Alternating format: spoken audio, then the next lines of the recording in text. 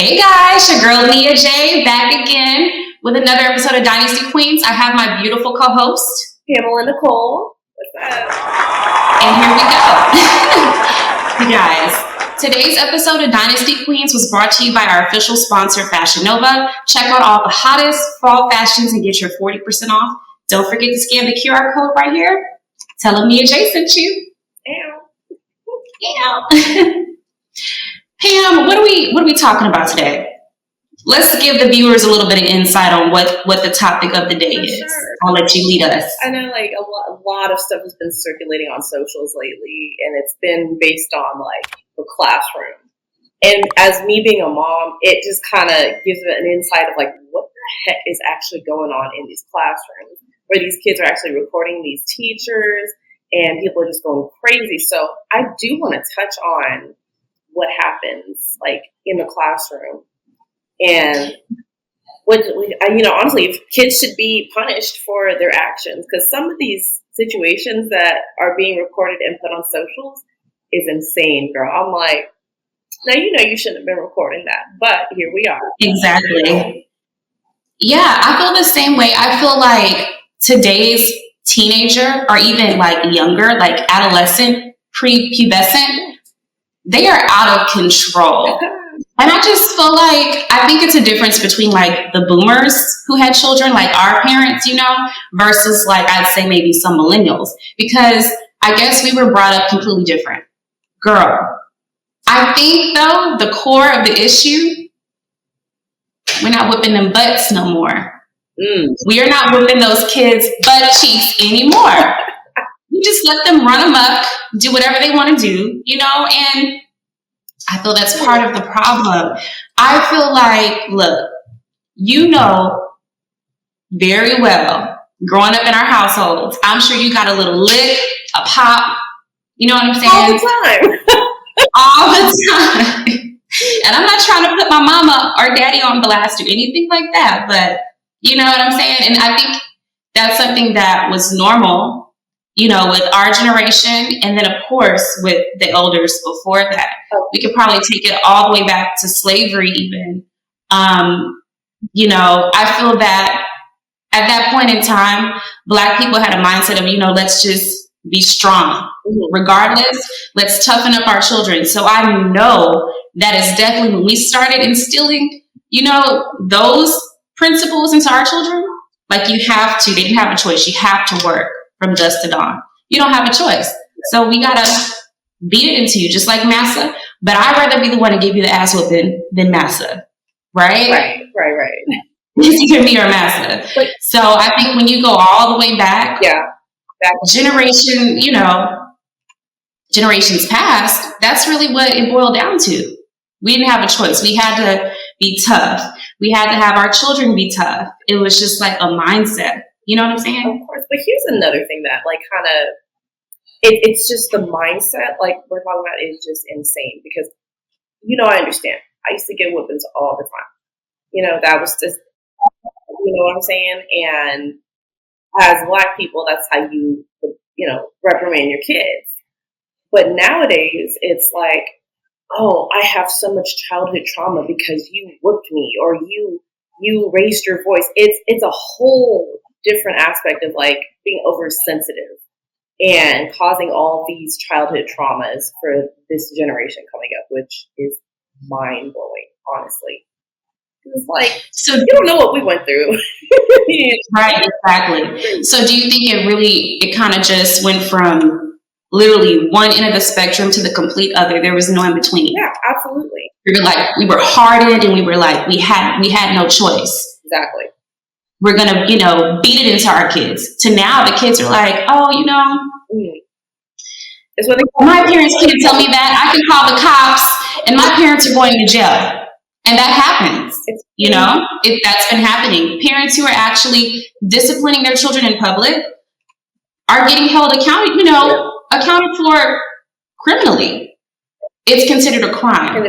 You know what I'm saying? I don't like that one. I know that as a kid in the 90s, early 2000s, they still had those paddles with the holes in them and the wooden. Now, my parents didn't let me get whooped in school. I was one of those kids. They were like, okay, we'll handle her. I feel all in all, I was a really good child. But, there's those few instances where You gotta go back, come back to the world a little bit. Like, oh, okay. Exactly. Like, girl, nah. My day, like, still growing up in the 90s to like the 2000s as a child, they still had those paddles with the holes in them. Those thick wooden paddles, and they were beating your ass in school. Now, my parents didn't let me get ass whippings in class. They were like, you know what? We're going to handle it when we get home. We'll take care of her. And I don't feel like, to this day, I don't feel any sense of PTSD or trauma, or I don't feel the need to have therapy for that, at least for that part of my life. You know what I'm saying? So I agree. I think a lot of people, they do gentle, is what they call gentle parenting now, where they want to like give their child the experience, or like the, I guess, option of like, we can punish you this way, or you can listen and I don't have to touch you.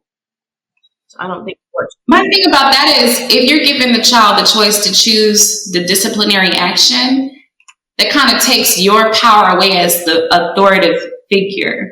That's just my personal opinion. It's like it kind of diminishes.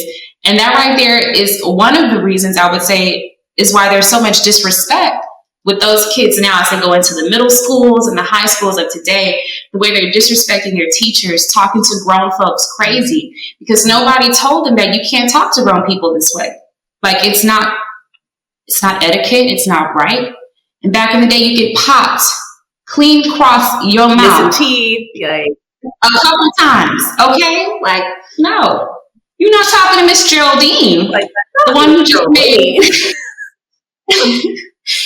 made the pound cake at the church house. You said what, young man? Oh no! My question, her cane across your mouth. My question though is, when did this happen? What occurred in like the past 20 years to where this became acceptable? You know what I mean? Because I feel like after we graduated from high school, something shifted, and it's gotten worse every year. No, you know what? Our generation was bad. Okay, I will say that it's just so slowly progressed, like, to getting worse over time. But I really feel it was probably with Gen X, the ones right before us. The ones who were maybe like born after the boomers, like the ones who had kids like in the 70s or grew up, that time frame. I feel like, I don't know. I feel like with the way pop culture was changing, like there was hip hop and, MTV and BET and all these outlets where you can see people doing crazy stuff, sex, drugs, rock and roll. It kind of put people into a mindset of like, hey, it's a liberation. Like, I'm going to do what I want to do, regardless of what my mom and daddy are talking about. I mean, that rebellious spirit, I think that, that's normal to have that rebellious spirit, but there's just, the stuff I've seen on socials, it's crazy. People taking chairs and hitting their teachers upside the head because they took their phones away. What?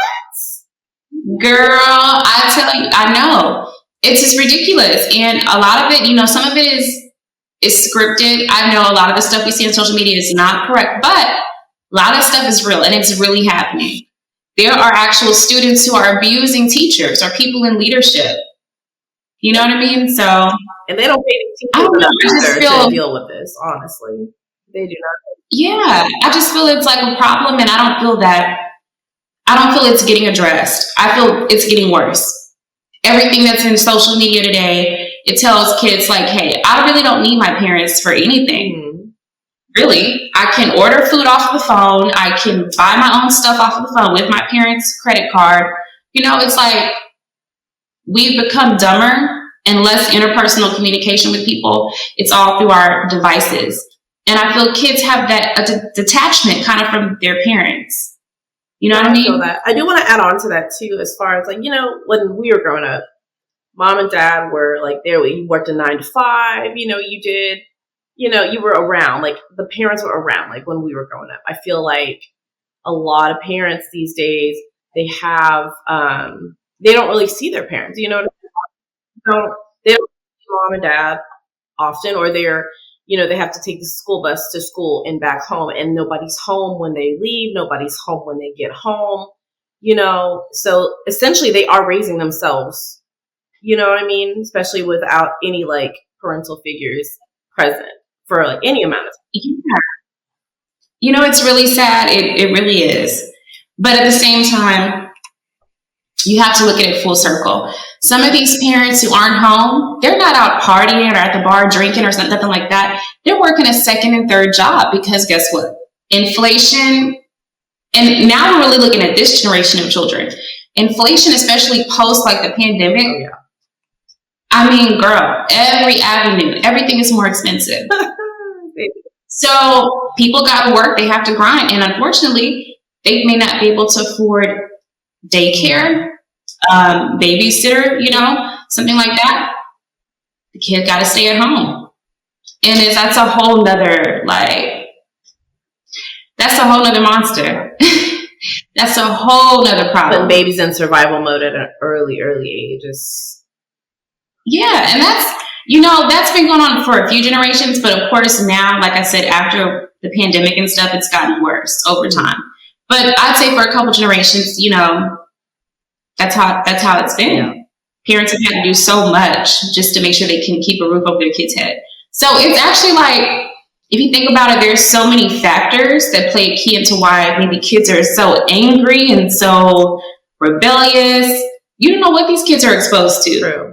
Now, when you're talking about corporal punishment, I don't think that's essentially, it would be great, but not for this demographic of children. Because the minute a teacher comes up and is like ready to wail on somebody, the kid's ready to fight, like fists up, ready to go. Like, let's go. What you gonna do, old lady? What you gonna do, old man? Like, that's that mentality. So I don't really think that corporal punishment would do anything but escalate it into like more violence. You know what I mean? I have a story myself from back in elementary school. I went to a particular school in Houston, and I'm not going to name any names, but we'll talk about it off air. Mainly because the teachers there were like at their wits' end with these children. Kids were so bad. And girl, it was a private school though. It was a private school, but I feel like sometimes kids that are exposed to the flashier things they are bad as hell. Because they're spoiled brat. That's the reason. So, yeah, I went to this school. The kids were really bad. I had one teacher in particular. And I'll tell you about two teachers real quick. One of the teachers, when the kids were getting so loud, he was like, shut the hell up. And he would take erasers and throw them at the students that were talking. And there's at least 3 erasers lined against. These are the chalkboard days. I don't know what they're using these days. These are the chalkboard days, He would lather that chalk on them and throw them at them kids' faces. And, I had another teacher at the same school. She was really heavy into Christianity. And she would just literally get on her knees and start praying and crying. Like, Lord, please, these children. Like, she would literally get on her knees and start, So this is late 90s. So you can imagine that's what I saw. Girl, them kids today, we have no idea. I mean, you being a mother, what are some of the things that, your daughter tells you about, what kids are talking about? Some of the stuff you're like, ooh, really? They're talking about that? And that's a good question. She tells me stuff oh, there's fights after school. There's this. And we live in an area where it's more, you have more, affluent kids in the area and stuff. Just... For us, it's just to have that better sense of education. I don't want her around all the violence and stuff that I've heard about in other areas, But it don't matter if the kids are rich. It don't matter if the kids are poor. You've got the drama straight off the board everywhere. You know what I mean? So it's always fights. It's always, oh, this one's getting bullied. This person's doing this. Now she's in high school. I don't really hear much of anything. So I'm sure when the school year progresses, I'll hear more stories. But right now, it's smooth sailing. But middle school was something. I can only imagine, just everything that kids are exposed to because, when we were growing up, we did have the internet, but it was still fairly new. We had to go log into our computers. We had to dial up. And if somebody called the house phone, guess what? We had no connection. We're like, off. I'm working on a book report. Hello, like, please don't lock me off. You know, those days. But the kids today, it's a touch of a button on their phone, their iPad, whatever, their Apple Watch, you know. So kids have access to all kinds of things. The internet is a crazy place. There's the dark web. So our kids are exposed to so much at a very, very, very young age. Now, I will tell you a story. This was actually from a teacher friend of mine back in Houston. What the boys would do was make an Instagram page, right? And they would put all the hottest girls, the sluttiest girls, the girls they want to smash, and then you rate them on Instagram. And like all these people follow these pages, and you're basically just rating these little girls. And I'm just like, excuse me. You know, that's cyberbullying to me. Yeah. And I think that's honestly, it's gone from, you know, back in the day, it was like, oh, fight after school, let's go. And you like go outside, you know, it still happens. But I think most of the fighting is online now. The cyberbullying. Yeah. You know, and with the cyberbullying, I know it can also lead to depression or higher suicide rates in, you know, young people. So that's really an unfortunate perspective or part of it, you know, that you don't really think of. So I'm glad you brought that up, because that is also a result of this. Like, when kids think they are grown and entitled because they pretty much have done for themselves. Like I said, they can order the things with the click of a button. They don't need their parents for anything, you know, literally, except their money, their income. And a lot of people under a certain age, they don't understand that my parent is working hard to take care of my little tail. They just like, okay, they think it's their duty to take care of them, which, you know, hey, that's your child. It's supposed to be, but it doesn't have to be. So I think these kids are the ones who are really perpetuating such behavior. And it's really unfortunate that leads to what happens with the kids with the suicides and, you know, cutting themselves or whatever, you know, it is that people are doing. So this is really unfortunate. Now, I do want to bring this up. I actually had posted this a couple of days ago. I don't know if you saw this. It was on, I think it was on the Shade Room. So it's basically, I don't know if it was scripted or not. It looked crazy, but there were like older kids. So it looked like high school age kids in the classroom. The teacher is doing some kind of lesson, but she has the LGBTQ, plus flag that's covering the map of the world, right? Mom storms in and tears the flag off of the bulletin board or whatever. And she, I don't pay taxes to have you teaching my kids about this and that. I'm trying to raise a man. Like, I'm trying to do this and that. So that was a whole nother thing. We're talking about kids being disrespectful. Parents too. Like, cause she had no business doing that. First and foremostly. You do what you want. If you want to show pride in a certain way, okay, you can do it very discreetly. I don't really fully agree that flag should have been up. But at the same time, mom shouldn't have came in there, you know, guns a-blazing and just tearing stuff down, telling her that, you know, you don't know what you're doing. You don't know how to teach because you're not going to teach my child how to be a man with this up in the classroom. I feel like she could have handled it a lot differently. It could have had a similar tone, but the way she conducted it. So, for example, she could have went to the principal's office and talked to somebody in authority at the school, superintendent, whoever, and addressed the matter. Like, hey, I don't feel comfortable with this amount of expression being in the classroom display for all the children. Because some of the kids don't even know what that is yet, you know? So maybe parents don't want to expose them to that until it's time. You know, I don't know. Some people say, I don't know. It may confuse them, whatever. I'm not really certain. But I definitely felt that she could have handled that differently. You know what I'm saying? So now here's the part that killed me too. The little boy, or not the little boy, but her son was just like, I told you this was going to happen. I told you. Didn't I tell you? Talking to the teacher, like, yo. So, yeah. Wow. So I'm just like, wow. Like, just utter disrespect. So the apple don't fall too far from the tree, honestly. the apple doesn't fall too far from the tree. And when you don't respect yourself, your parent doesn't respect you, you don't respect your parent, you won't respect any other adult, let alone someone who's teaching you, in school. Because school has the most confinements. Like, I feel like when we're really young, before preschool or anything like that, I think kids have a more creative mind.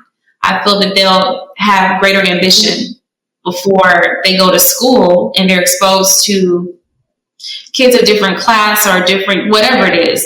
When they're thrown out there, because kids are literally thrown out there. Mm-hmm. There's no other way to say it. They're thrown out there into the world. And I think as they get older, they become self-conscious because of that exposure. But at the same time, you have to expose them so they can have some type of immunity to BS. You have to learn, You have to learn. Unfortunately, some bruises are needed, really. Some scrapes and burns are needed. Agreed. Because they were life lessons. If you didn't go through that, you may have not become the man or woman that you are today. And I feel a lot of people take that for granted. Because like I said, they're glued to their electronics. There's a loss of connection, like human to human, parent to child. The parents working, hustling, thinking about paying bills, feeding the brat they gave birth to. The kid is like, I'm entitled to everything because I'm whoever I am. And yeah, you're supposed to work and take care of me and I can do whatever I want to do. So it's a disconnect because of, the way society is. Just think, like I was saying, back in slavery time, we wasn't doing nothing but working. Yeah. So you can imagine also if the adult was getting whooped and beat on the plantation by the massa, they probably wanted to release some of that frustration, unfortunately, on their children. And that is really toxic parenting. But I mean, come on. The ancestors had no outlet. They had right. That's all they had. There was no play therapy. There wasn't on Sundays you get therapy. They got to go to church on Sundays. They didn't have therapy. Yeah. So I mean, that was like their once a week therapy, I guess you can say, you know what I mean? It's like, can you just imagine, like, sidebar, the PTSD, the undiagnosed PTSD of all the freely enslaved people after the proclamation? Can you imagine all of the people walking around with PTSD? You know what? And wonder how a lot of them stayed doing servant jobs. See, look. But I wonder, though, because, like, I'll ask my mom, like, stuff about, did you deal with, like, mental health, stuff like that. And it's just like, nah, like, it's a sign of weakness. It's, we don't, that's just a part of their character in a sense, and I'm just like, it's mind blowing that a lot of people, they're set in their ways. They just incorporated that as part of their personality versus something they needed to actually deal with. You know what I mean? I feel it trickled down generation, from those slave days to the next ones who were the freely, the free people who I'm sure had a lot of trauma. It probably created women beaters and abusers and alcoholics and all kind of stuff because, you know what I'm saying? But there's nobody around to give them a psychological evaluation. No, who cares? Yeah, that was the mind frame, honestly. And then the same can be said about, unfortunately, veterans and stuff too. I know a lot of people who have crazy stories about being married or dating someone who was, in the military or the armed forces, and just the level of trauma they have. So when you include like mental illness or somebody's upbringing, or so many different factors can play a part to how that child is uprooted, literally. But I just feel like more than 50% of the parents now are just lacking in some department, whether it be the emotional support that the child needs or just that physical touch, like, hey, I love you, child. That's so important.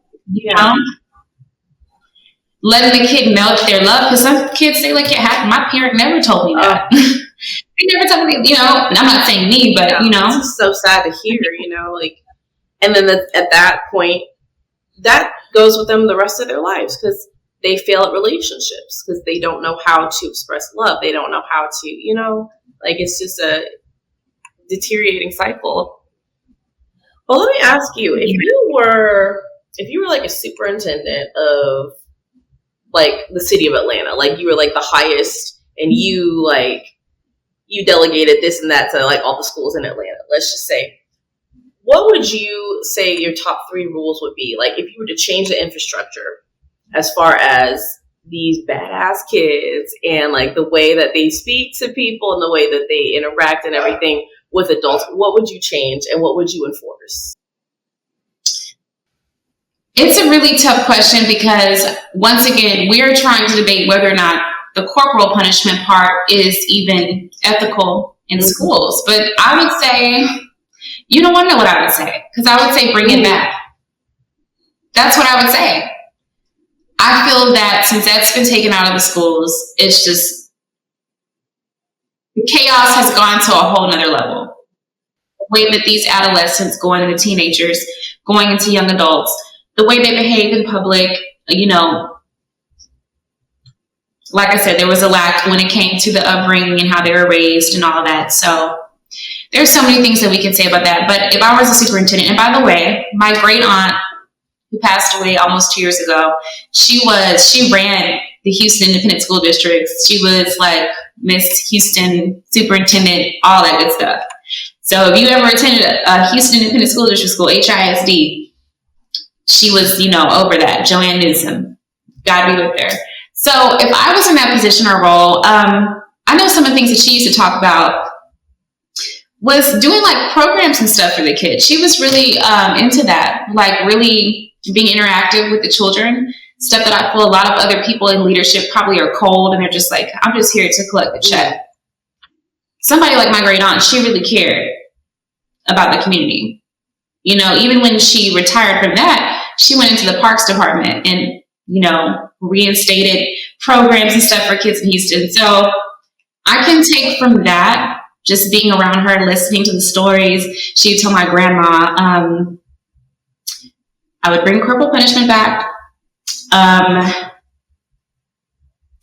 Let's see what else I would do.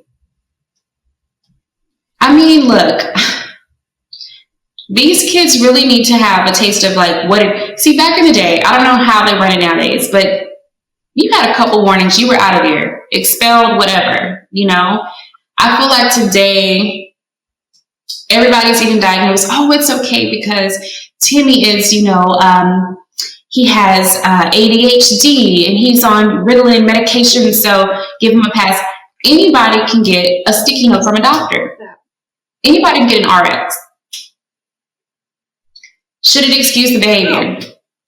Or better yet, not the behavior, should it excuse the disciplinary action that follows the behavior? Absolutely not. Absolutely not. That's a whole other thing, because nowadays every other person's kid is, autism is a very touchy subject, so I'm hesitant to say that, but everybody's kid is ADHD or ADD or like whatever. Behavioral issue. Some type of issue. So because of that, that's another reason that, you know, hey, he takes medication, he gets a pass. But now you got 1,500 kids in the same school.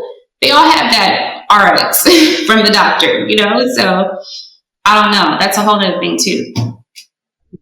It really, when it comes down to it, it's really, like I said, the whole cultural wave that's been going on since like the early 80s into the 90s, 2000s to today is just.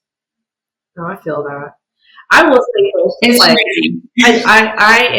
I understand the whole corporal punishment aspect of everything. When you're telling me this, girl, all I can think about is how big these kids, I don't know what kind of hormones they're putting in this food now. These kids are towering over these teachers. And we're talking about corporal punishment. These teachers gonna be in wheelchairs and have broken ribs. Wait, how are we supposed to somebody that's like Jelly Green Giant, you know? That's a really good not perspective, but a really good view on that, because once again, I'm not thinking about that. These kids look like grown folk. You know, the boys look like grown men or whatever. And the math teacher may not be willing to wrestle. Oh boy. Look, Ethel probably is 76 years old teaching algebra. Ethel can't handle, Not Ethel. Ethel can't handle all that. And no, not at all. When I went to the school the other day to pick her up, I thought it was a grown-ass man coming out that school. I'm like, hold on. Because back in the day, boys couldn't have facial hair. They couldn't have all that stuff. This man had and I'm saying this man, it was a child, but this man-child had a full beard and a full mustache. And I'm just like, out here looking like the Geico caveman. Sir, when did we allow this? Because I was so confused. Yeah. You know what I mean?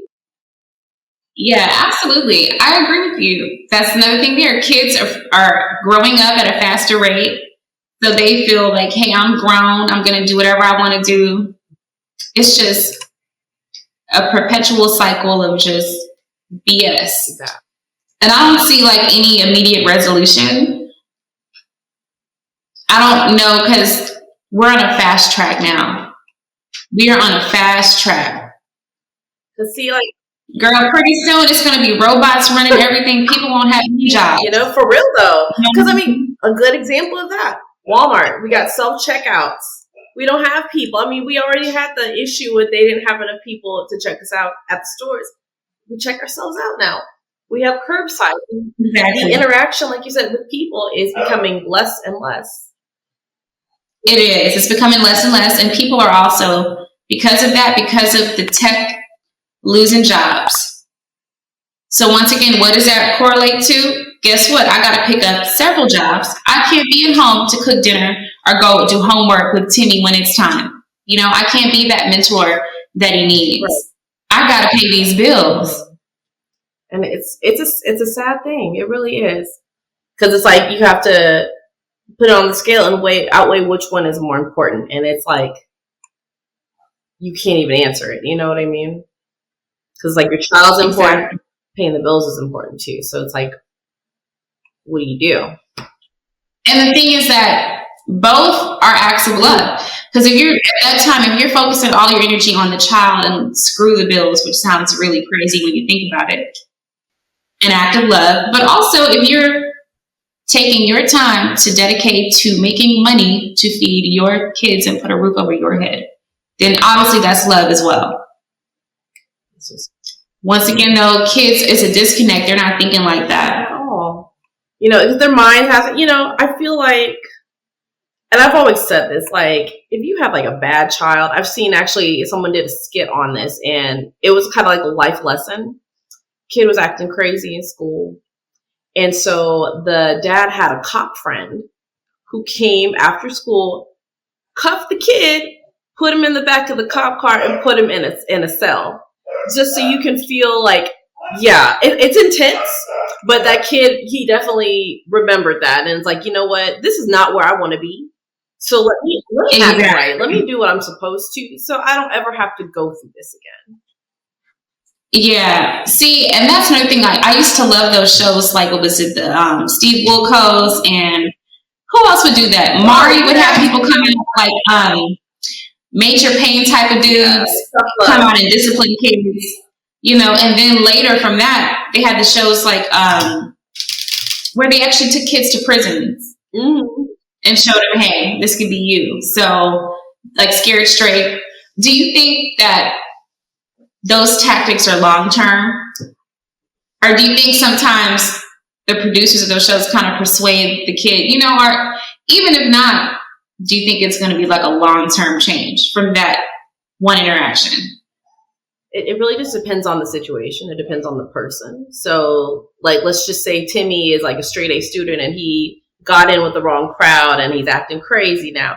I think in that infrastructure, he would be a good candidate for like, okay, let me go through it and come back to like reality. You know what I'm saying? He got lost for a little bit and then he came back. Yeah. Now, another kid that's like raised, kind of like how we were talking about, like, I'm raising myself. I don't need nobody. My mama's not around. My daddy's not around. F this, F that. They're not scared of anything. That is the child you got to watch out for. The child that is not scared of anything. Drake. Oh no, he's wait a minute. I was thinking of Drake lyrics.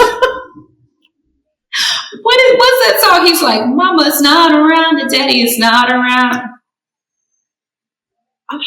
See, and also with situations like that, men are already like thinking, okay, predatory men are like, okay, this woman is down and abused or battered or whatever, or has a story, so let me take advantage of that. Once again, that's a whole nother.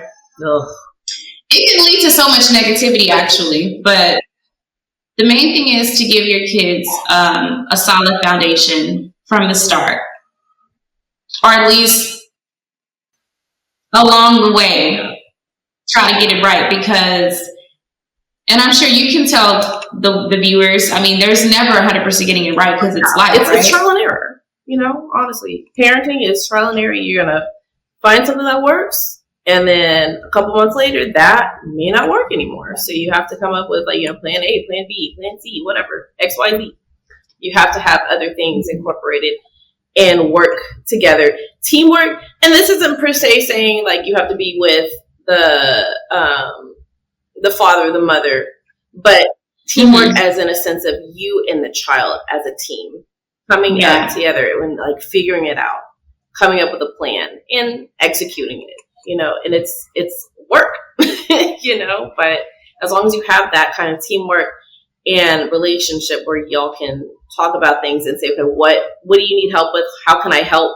Even if it's a financial burden, there are so many programs like mentorships, there's other things that can help children, especially if the parents aren't able to, pay for a private tutor or, whatever, a babysitter. Right. There's other public, services that they can use, Exactly. Right. I feel exactly what you're saying. Yeah, I mean, when you just think about it, there's so many things, so many factors that play a role in how that kid is going to grow up. Agreed. It's plain and simple as that. I don't know like I said, I don't know what we can do as a society to kind of aid in that. Bring it back to the way it once was. You know what I mean? It takes a while, honestly. The way that people's mindsets are, I feel everything progresses with time. And I really feel like that aspect of what we're talking about is being lost day by day, and there's just no connection of, oh, this is what it was like. Well, that was back, and of course the little sassy attitude, well, that was back in the day. This isn't then, this is what we do now, There's no open-mindedness anymore as far as getting back together. That sense of community, like you said, that's so important. I definitely think back in the day, it really took a village to raise a child. That does not exist anymore. Back in the day, you could be like, hey, go down the street to so-and-so's house, ask her for if she has any sugar. Can she put some sugar in the Ziploc bag and come back? Because nowadays you got to be like, well, shoot, did they lace it? That. You know what I'm saying? You have to think of so many things because people are crazy. I love that you brought that. I love that you brought that up, girl. I wasn't even thinking about if it was laced. I'm thinking about, is there a pedophile living at that house and I'm letting my child go over there? All the above. Pedophile, whatever. Are my kid going to be exposed to drugs with fentanyl? All kind of stuff that you really have to think about that is now and is happening and it's killing young people. It's killing people. And it's sad. You can't even do simple, wholesome things anymore without having that negative thought in the back of your head, maybe not, Exactly. And you can't trust people at all. You cannot trust people at all. It is crazy. The world is crazy. So even for those, I'm sure we have viewers watching who are parents who can relate to having to work more than one job to provide for their families. By all means, we are not bashing or anything. We're just kind of shedding light to an alternative perspective of what's happening in today's society. It's not saying it's your fault because you're wrapped up in that cycle of what's happening in this country. Absolutely. So it's not really your fault.